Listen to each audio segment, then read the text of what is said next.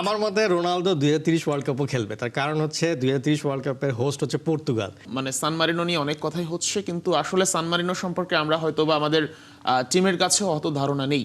Target man, আপনি দেখবেন পুরো পর্তুগাল টিম কন্টিনিউয়াসলি অ্যাটাক করছে এবং বক্সে বল ডেলিভার করছে। চারিদিকে বিশ্বকাপের আমেজ, কিন্তু এরই মাঝে প্রথমবারের মতো বাংলাদেশ খেলবে ইউরোপের মাটিতে সান মারিনোর বিপক্ষে। আগামীকাল মাঠে নামছে বাংলাদেশ।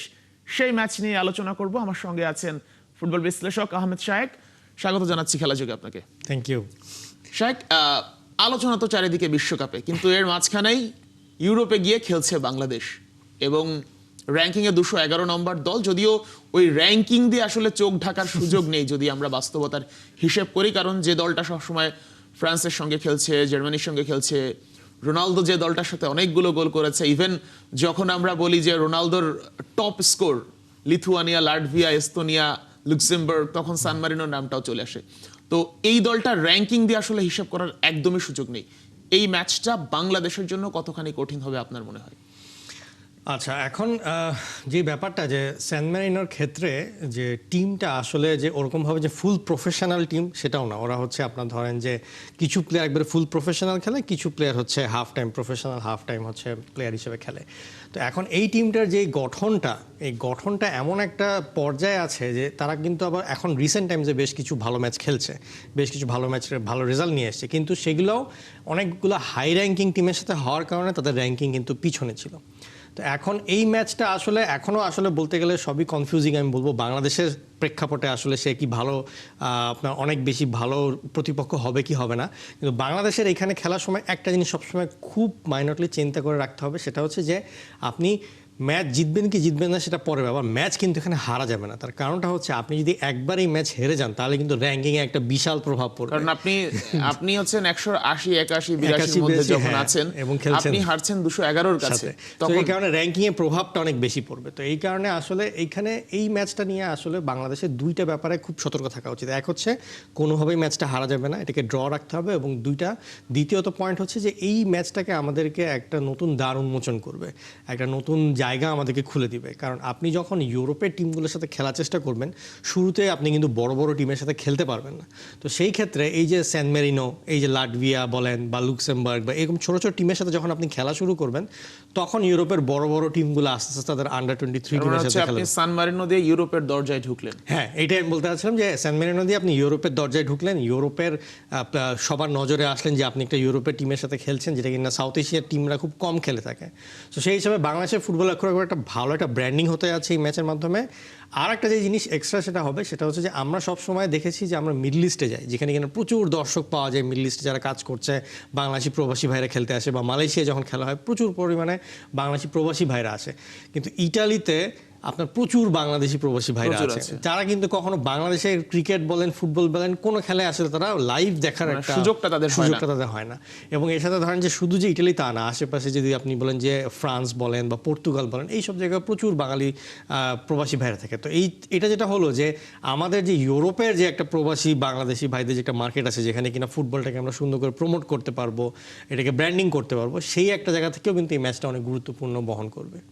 আচ্ছা, এই যে ম্যাচের মানে সান মারিনো নিয়ে অনেক কথাই হচ্ছে, কিন্তু আসলে সান মারিনো সম্পর্কে আমরা হয়তো বা আমাদের টিমের কাছেও অত ধারণা নেই। বলা হচ্ছিল যে টমাস ডুলির জন্য অ্যাসিড টেস্ট, কিন্তু এই ম্যাচের যে প্রাথমিক স্কোয়াড সেটাও ডুলি ঘোষণা করতে পারেন নাই। তো এই ম্যাচটা দিয়ে আসলে ডুলিকে জাজ করার কতটুকু সুযোগ থাকবে বলে মনে হয় আপনার? সিলেকশন নিয়ে অবভিয়াসলি খুব কম পরিসরে আমি বলবো যে ডুলি এখানে আর কি তার জায়গাটা রাখতে পেরেছে। তার কারণ হচ্ছে যে প্রথমেই যাকে যে প্রিলিমিনারি স্কোয়াডটা দেওয়া হয়েছে সেখানে তো তার আসলে কোনো সে ছিল না। কিন্তু আমি একটু পজিটিভ যে তার যে লাস্ট যে 23 জনের যে সিলেকশনটা সে করেছে, সেখানে তার কিছু ডিসিশন দেখে আমার কিছু পজিটিভ মনে হয়েছে। কোন ডিসিশনগুলো? আপনার ধরেন যে মোহাম্মদ ইব্রাহিম বা রহমত মিয়া, এরকম প্লেয়াররা, এরা হচ্ছে যে হ্যাঁ অবভিয়াসলি তারা ভালো প্লেয়ার, কিন্তু এখনকার স্কোয়াডের যে কোয়ালিটি, সেই কোয়ালিটির সাথে আসলে এই মুহূর্তে ফিটনেস বা পারফরমেন্স দিয়ে রহমত মিয়া বা ইব্রাহিম এরা আসলে এখন এই মুহূর্তে স্কোয়াডে আসে না। তো এরকম রহমত মিয়াকে এর আগে হচ্ছে ইসা ফয়সালকে বাদ দিয়ে রহমত মিয়াকে রাখা হচ্ছিল, যেটা কিনা আমাদের একসময় কি প্রভাব পড়ছিল ডিফেন্স লাইনে। সো যেই ক্ষেত্রে আমি এবার দেখলাম যে রহমতকে নেয়নি এবং সাথে ইব্রাহিমকেও নেয়নি। সো এইটা একটা পজিটিভ একটা জিনিস একটা থ্রো করছে আমাদের সব দর্শকের কাছে যে হ্যাঁ এখন ডিফেন্স লাইনটা একটু স্ট্রং আকারে সাজাচ্ছে। এবং আপনি যদি দেখেন যে স্কোয়াডের যে সিলেকশনটা হয়েছে একটু ডিফেন্স নির্ভর হয়েছে, স্বাভাবিক, কারণ আমাদের বাংলাদেশে এমনিতে অ্যাটাকিং প্লেয়ার যে স্ট্রাইকার এগুলোর সংখ্যা কম, কিন্তু এইখানে যে এই ম্যাচটা বেসিক্যালি বাংলাদেশ ভুগতে পারে হচ্ছে স্ট্রাইকিং জোনে, বিকজ হচ্ছে পেসটা থেকে আসবে, আপনার রাকিব নেই, আপনার কোনো স্ট্রাইকার আপনি রাখেনি। মিরাজুলকে রাখার একটা সম্ভাবনা ছিল, মিরাজুলকেও শেষ পর্যন্ত রাখেনি। তো আমার যেটা ধারণা মনে হচ্ছে যে টমাস জুলি ফার্স্ট ম্যাচ হিসেবে 4-2-3-1 ফরমেশনে যাবে, যেখানে হচ্ছে সে হয়তো মুরসালিনকে স্ট্রাইকার হিসেবে ইউজ করবে। এবং এখানে রফিককে নেওয়ার কারণ আমি একটাই দেখলাম যে 23 জনের মধ্যে শুধুমাত্র একটা সারপ্রাইজ একটা ইনক্লুশন ছিল রফিক। সো রফিককে আমার মনে হয়েছে এই কারণে নেওয়া হচ্ছে বিকজ রফিকের রানিং স্পিড বলেন স্ট্যামিনা বলেন অনেক বেশি। সো তার এই স্পিড আর স্ট্যামিনাটাকে রাইট উইং থেকে ইউজ করবে হয়তো কোনো এক সময়, হয়তো ম্যাচের শুরুর দিকে অথবা শেষের দিকে।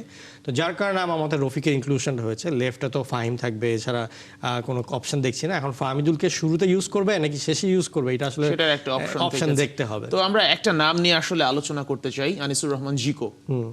জিকোকে নিয়ে ফ্যানদের মাঝে একটা হাইপ আছে, উত্তেজনা আছে, কারণ জিকো তার সেই কোয়ালিটি দেখিয়েই নিজের জায়গাটা করে নিয়েছিলেন। তো এখন জিকোর প্রতিদ্বন্দ্বী আছে মিতুল মার্মা এবং সুজন। আপনার কাছে কি মনে হচ্ছে 2.5 বছর পর দলে ফেরা জিকো কি একাদশে সুযোগ পাবে সান মারিনোর বিপক্ষে?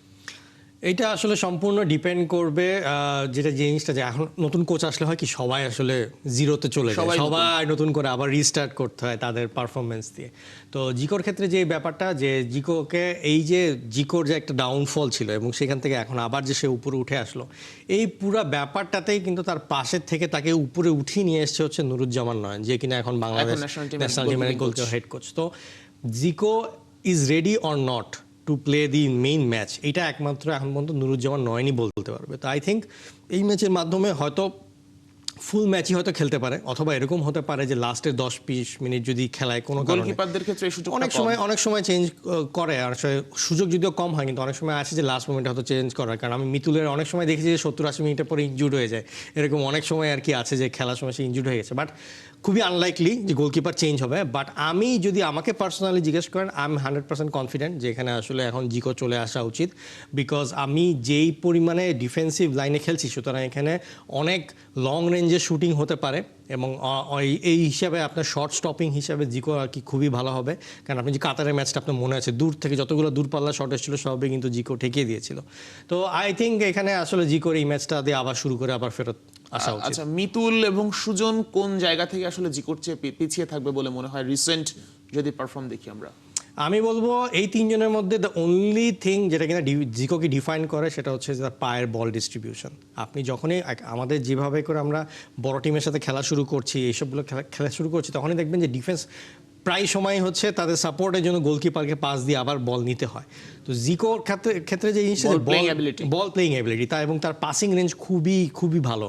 এবং জিকো যখন পায়ে বল পায়, তার মানে অনেক সময় দেখেন যে গোলকিপাররা পায়ে বল পেলে একটু নার্ভাস হয়ে যায়, কিন্তু জিকোর ক্ষেত্রে আমি কখনো ওকে বল পায়ে হচ্ছে নার্ভাস দেখিনি। সো এই বল ডিস্ট্রিবিউশন এবং লং রেঞ্জে গোল কিক বা অল অফ এ সাডেন একটা কাউন্টার অ্যাটাক করার জন্য যে একটা বল ডিস্ট্রিবিউশন করবে, এই সব ক্ষেত্রে ম্যান সিটি বা বার্সেলোনা যে ধরনের সার্ভিস গোলকিপারের কাছ থেকে নেয়। তো আমাদের যে জিনিসটা হবে যে হয়তো আমাদেরকে যখন অ্যাটাক করছে, কাউন্টার অ্যাটাকের জন্য আমাদের যে পেসি প্লেয়ারটা, সেটার জন্য হচ্ছে তাকে বল ডিস্ট্রিবিউশন করার জন্য জিকো আর কি খুবই লাভবান হবে। আচ্ছা, আমার মানে বাংলাদেশ নিয়ে আমরা শেষ আলোচনা করব, সেটা হচ্ছে এই ম্যাচের 11 কি হবে যদি একটু বলতেন আপনার হিসেবে। জিকোকে নিয়ে তো কথা হলোই, সেন্টার ব্যাকে তো তপু আর তারিক থাকবে, এই বিষয়ে কোনো সন্দেহ নাই। লেফট ব্যাকে আই থিঙ্ক এবার জায়ানকে দিয়ে স্টার্ট করবে, বিকজ জায়ানের পারফরমেন্স ভালো, অথবা জায়ানকে তো সেকেন্ড হাফ ইউজ করলে শুরুতে ইসাককেই করবে, এই বিষয়ে কোনো সন্দেহ নাই। রাইট ব্যাকটা কাকে করবে এটাই হচ্ছে এখন সবচেয়ে বড় চিন্তার বিষয়, কারণ সেটার উপরেই ডিপেন্ড করবে পুরো টিমের হচ্ছে ফরমেশন। এগিয়ে থাকবে রাইট ব্যাক পজিশন? আমার মতে এখন যেহেতু রিসেন্ট টাইমসে কন্টিনিউয়াসলি সাত খেলে আসছে এবং রাইটে তার পারফরমেন্স যথেষ্ট ভালো রিসেন্ট টাইমসে, এবং বিশ্বনাথ সবেমাত্র ইনজুরি থেকে ব্যাক করেছে, তো সেই ক্ষেত্রে আই থিঙ্ক এখানে সাদি পেয়ে যাবে চান্সটা। সো আই থিঙ্ক বিশ্বনাথ হয়তো সেকেন্ড হাফের দিকে চিন্তা করবে। সামনে দুইজন যে ডিফেন্সিভ মিডফিল্ডার খেলাবে, আমার মতে এখানে হৃদয়কে অবশ্যই এখন ইনক্লুড করা উচিত, কারণ হৃদয় ফুল ফিট আছে। হৃদয় আর হামজা দুজনই সামনে দুইজন প্লেয়ার হিসেবে থাকা উচিত। তার সামনে যে তিনজন থাকবে, সেন্টারে থাকা উচিত শামিদ সোমকে, লেফটে তো ফাহিম ছাড়া আমি অপশন দেখছি না। এখন শুরু করবে ফাহমিদুলকে নাকি রফিককে দিয়ে, এটা আসলে দেখার বিষয়। আর তার সামনে হচ্ছে থাকবে মুরসালিন। সো মোর অর লেস এরকমই থাকবে আর কি ফরমেশনটা। মানে এই ম্যাচে তাহলে সোহেল রানা কি আপনি দেখছেন? আমি এই মুহূর্তে আমাকে যদি সবসময় জিজ্ঞেস করেন, আমি বলবো যে হৃদয়ের যে ডিফেন্সিভ মিডফিল্ড যে কোয়ালিটিটা আছে, যেভাবে সে বল উইন করে পাস দিতে পারে, আমার মতে এখন বাংলাদেশে সেই হচ্ছে সবচেয়ে সেরা এই পজিশনে। কিন্তু তাই সে গেম টাইম কম পায়, কারণ রিসেন্টলি তার ইনজুরি অনেক বেশি ছিল, যার কারণে সে গেম টাইম পায় নাই। আমি বলবো যে হৃদয় যদি চান্স না পাও, তাহলেও সেকেন্ডে তারপরে আসলে সোহেল রানা জুনিয়র আসে, কারণ তার বেশ কিছু ট্রিকারি আছে যেটা কিনা হেল্প করে আর কি। তার মানে সোহেল রানা সিনিয়রকে আপনি প্রথম দুই চয়েসের মধ্যে আমি দেখছেন না? এই মুহূর্তে আপাতত দেখছি না। আস্তে আস্তে যত বেশি যাবে ডুলির, তখন বোঝা যাবে যে ডুলির খেলাটা কি। কারণ যেহেতু এই মুহূর্তে আমরা ডুলির মানে ফরমেশনের এবং খেলা ব্লু প্রিন্ট আমরা জানি না, এই কারণে আসলে এখনই কনফার্ম করে বলতে পারছি না। আচ্ছা, আমরা সান মারিনো নিয়ে কথা বলছিলাম। সান মারিনো আমি শুরুতে একবার বলেছিলাম যে সান মারিনো এমন একটা দল যে দলের সাথে আসলে ইউরোপের সাথে জড়িয়ে অনেক বেশি। বিশেষ করে রোনালদোর কথা বললেই সান মারিনোর নাম চলে আসে কোনো একটা ভাবে, কারণ রোনালদোর যে top goal Lithuania, Latvia, Estonia, Luxembourg, San Marino, এই দলগুলোর বিপক্ষে রোনালদো সর্বোচ্চ গোল। তো তেমন একটা দলের সাথে ম্যাচ খেলবে বাংলাদেশ, এবং সেইখানে আপনার বুকে লেখা আছে CR7 বিশ্বকাপ, রোনালদোর শেষ বিশ্বকাপ। যদিও তার কোচ বলেছেন 2030 বিশ্বকাপে রোনালদো খেলবে, এটা হয়তো বা কাল্পনিক। এই বিশ্বকাপে আসলে রোনালদোর জন্য কতটুকু সম্ভব বিশ্বকাপ জেতা? আপনার কি মনে হয় রোনালদোকে 2030 ওয়ার্ল্ড কাপ বললাম তো খেলবে? কাল্পনিক বা myth। আমার মতে রোনালদো 2030 ওয়ার্ল্ড কাপও খেলবে। তার কারণ হচ্ছে 2030 ওয়ার্ল্ড কাপের হোস্ট হচ্ছে পর্তুগাল, তার দেশেই বিশ্বকাপ হচ্ছে। আমার মতে রোনালদো এই সুযোগ কখনো ছাড়তে চাবে না। এবার আসি এইবারের ওয়ার্ল্ড কাপের ব্যাপারে। এইবারে ওয়ার্ল্ড কাপে 48টা দলের মধ্যে কোনো একটা দলের যদি আপনি প্লেয়ার কোয়ালিটি এবং ডেপথ বলেন, সবচেয়ে বেস্ট টিম হইতেছে পর্তুগাল। আপনি যদি প্লেয়ারদের ডেপথ এবং ফরমেশন এবং সব কিছু চিন্তা করেন, মার্কেট ভ্যালু সব কিছু, মানে এই একটা দলে যেই স্কোয়াডটা সিলেক্ট করেছে রবার্টো মার্টিনেস কোচ, সে এইখানে মিনিমাম 3 থেকে 4 রকমের ফরমেশন সে খেলাতে পারবে, এবং সে যখন ইচ্ছা তখন সে ফরমেশনগুলো চেঞ্জ করতে হবে এবং প্লেয়ারের কোয়ালিটি ড্রপ করবে না। এরকমভাবেই সে প্লেয়ারগুলো সিলেকশন করেছে। হয়তো খেলার শুরুতে 4-3-3 বা 4-2-3-1 পদ্ধতি যাবে, কারণ স্ট্রাইকার হিসেবে রোনালদোকে রাখবে। কিন্তু মানে যে কোনো সময় যে কোনো চেঞ্জ করলে, যদি চেঞ্জ করতে চায় ফরমেশন, তার জন্য তার অনেক প্লেয়ার রেডি আছে। সো যার কারণে আমি বলবো যে এই যে বড় একটা লম্বা একটা বিশ্বকাপ, এই বিশ্বকাপে যদি কোনো টিম পরিপূর্ণভাবে স্কোয়াডের দিক থেকে আর কি ফুলফিল্ড, সেটা একমাত্র পর্তুগাল। আচ্ছা, গত বিশ্বকাপে আমরা দেখেছি রোনালদোকে বেঞ্চ করেছে কোচ বারবার, তখন তো মার্টিনেজ ছিলেন না, রবার্তো মার্টিনেজ। তো গত বিশ্বকাপে যেখানে রোনালদো ফুল গেম টাইম পান না, এই বিশ্বকাপে আসলে কেমন টাইম সে ডিজার্ভ করবে আপনার মনে হয়? আচ্ছা, গত বিশ্বকাপের থেকে এই বিশ্বকাপে রোনালদোর রোলটাকে একটু ডিফাইন করে রাখতে হবে। তার কারণ হচ্ছে গতবারের বিশ্বকাপে জিনিস ছিল যে রোনালদো তার চিরাচরিত যে খেলাটা, যেটা কিনা সে স্ট্রাইকিংয়ে খেলা কিন্তু ড্রিবল করতে চায়, সে সবাইকে কাটিয়ে যেতে চায়, এক্সট্রা কিছু করতে চায়, এরকম একটা প্রবণতা তার মধ্যে ছিল। এবং তখন যে পর্তুগালের ওয়ার্ল্ড কাপ স্কোয়াডটাও তখন আর কি যে লেভেলে ছিল, একবারে টপ লেভেলে ছিল না এইবার যেরকম আছে, সব দিক দিয়ে আর কি সমানভাবে সব প্লেয়ার ছিল না। কিন্তু এইবারে ওয়ার্ল্ড কাপে রোনালদোর রোল ইজ ডিফারেন্ট। রোনালদো এখন আগের মতন কিন্তু দেখবেন যে বল নিয়ে দৌড়ায় না। রোনালদোর খেলাটাই হচ্ছে এখন পজিশনাল স্ট্রাইকার, গোল করো, টার্গেট ম্যান। আপনি দেখবেন পুরো পর্তুগাল টিম কন্টিনিউয়াসলি অ্যাটাক করছে এবং বক্সে বল ডেলিভার করছে। তাদের টার্গেটই থাকবে যে বক্সে অ্যাটলিস্ট 10 থেকে 15টা বল যাতে ডেলিভার হয়, কারণ যারা জানে যে 10 থেকে 15টা বল যদি ডেলিভার করতে পারে, এর মধ্যে একটা রোনালদো কোনো না কোনোভাবে ছোঁয়া লাগিয়ে গোল করে ফেলবে। এবং আপনি যদি ইভেন গত বছর ইউএফএ নেশনস লিগের ফাইনালটাও দেখেন, যেখানে কিনা স্পেনের সাথে খেলা হলো, পর্তুগাল কিন্তু চ্যাম্পিয়ন হয়েছিল এবং খেলায় কিন্তু ফিরত এসেছিল রোনালদো জাস্ট এই পজিশনাল স্ট্রাইকিংয়ের উপরে ডিপেন্ড করে।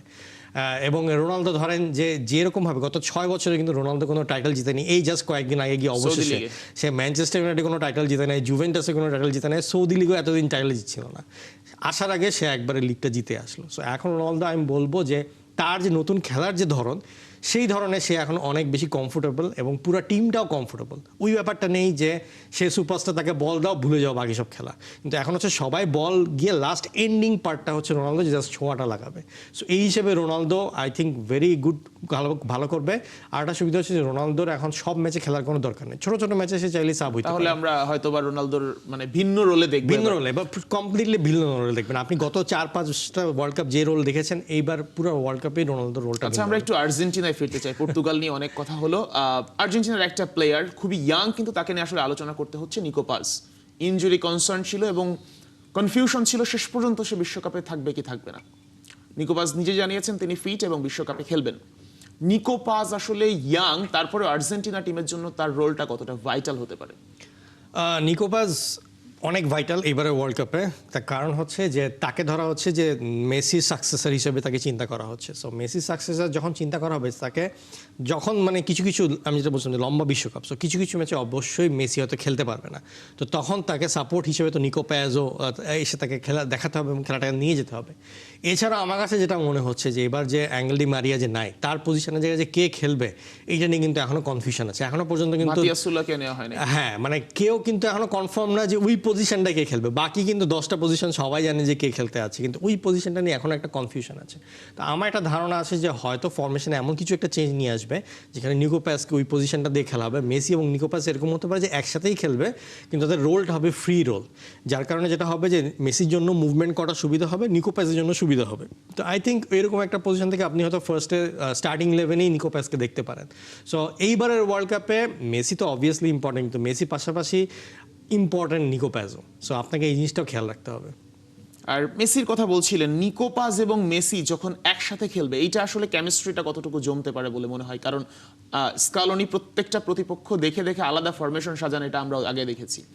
এখন নিকো প্যাস যে জিনিসটা যে অবভিয়াসলি তার ইয়াং এবং সে তার মধ্যে যে অ্যাগ্রেশন বলেন, তার মধ্যে যে খেলার যে হাঙ্গারটা বলেন, মুভমেন্টটা বলেন, সেটা অবভিয়াসলি মেসি থেকে অনেক বেশি থাকবে। আর মেসির এবারে ওয়ার্ল্ড কাপে যে রোলটা হবে, সে শুধু এখন যে জিনিসটা করে সে হচ্ছে যে পুরো মাঠটা স্ক্যান করে, একটা পজিশনে দাঁড়ায় থাকে এবং সে কিন্তু আস্তে করে খেলাটা ওভাবে করে খেলায় দেয় দলের। আপনি যদি 1970 সালের ওয়ার্ল্ড কাপ দেখেন, যেখানে কিনা পেলের লাস্ট ওয়ার্ল্ড কাপ ছিল, ওইখানে কিন্তু পেলে খুব যে বেশি দৌড়াদৌড়ি করেছে তা কিন্তু না, সে কিন্তু জাস্ট জায়গায় দাঁড়ায় দাঁড়ায় এমন একটা করে অ্যাটাকের মূল কেন্দ্রবিন্দু পেলে ছিল, কিন্তু সবসময় কিন্তু সে দৌড়ে বেড়াতো না। তো আই থিঙ্ক পেলের মতন ওইরকম একটা রোল নিবে আর কি মেসি, যে পজিশনাল জায়গায় হিসেবে খেলবে কিন্তু অ্যাটাকগুলোকে সে শুরু করাবে। সো আই থিঙ্ক এর মাধ্যমে দেখবেন যে নিকো প্যাজ আর একটু ভালো খেলবে, যেটা কিনা হচ্ছে আপনার 1970 ওয়ার্ল্ড কাপে হচ্ছে টোস্টাও নামে একজন ছিল, সে আর কি ভালো করেছিল। সো এরকমভাবে বেশ কিছু প্লেয়ার দেখবেন যে এবার হচ্ছে অন্যান্য প্লেয়াররা বেশি গোল দিবে, মেসি হয়তো ব্যাক সিটে থেকে জিনিসটা কন্ট্রোল করবে। থ্যাংক ইউ আহমেদ শায়েক। আমরা নিশ্চয়ই আরো আলোচনায় আসবো পরবর্তীতে, এবং বিশ্বকাপ যেহেতু এগিয়ে আসছে অনেক অনেক আলাপ কিছু হবে। নিয়ে আলোচনা হবে।